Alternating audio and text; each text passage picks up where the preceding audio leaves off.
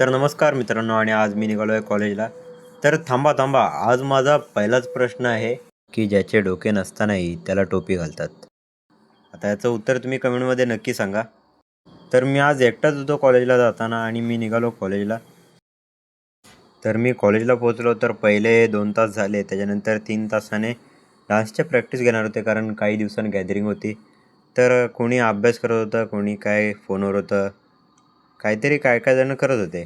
तर आमच्या वर्गातल्या पोरींनी पण डान्समध्ये भाग घेतला होता, तर त्या प्रॅक्टिसला गेल्या होत्या. तर आम्ही पोरच वर्गात होतो. तर आमचं 2ला कॉलेज सुटलं आणि मी निघालो घरी. तर घरी आलो आणि 4 वाजले आणि हा आमच्या घरी बाहेर आला की शुभम चल खेळायला, 4 वाजले. तर मी लगेचच निघालो खेळायला. तर आम्ही लगेचच मैदानावर पोचलो आणि मैदानावर तर कोणी अजून आलं नव्हतं. तर जरा बसलो होतो. तर आमचं अचानक ठरलं की अजून कोणी आलं नाही आहे, तर जरा खाली फिरून येऊया. तर आम्ही लगेचच निघालो खाली. तर आम्ही आमच्या दोन्हीवरच्या पऱ्याच्या इथं आलो आहे.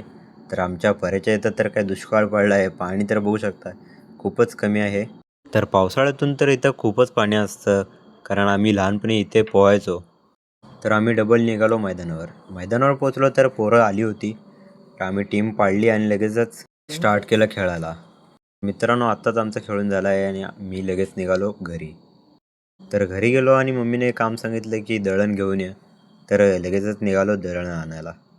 तर दळण आणायला आलो तर काकीनी दळण बाहेर आणूनच ठेवलं होतं. तर दळण घेतलं आणि निघालो घरी.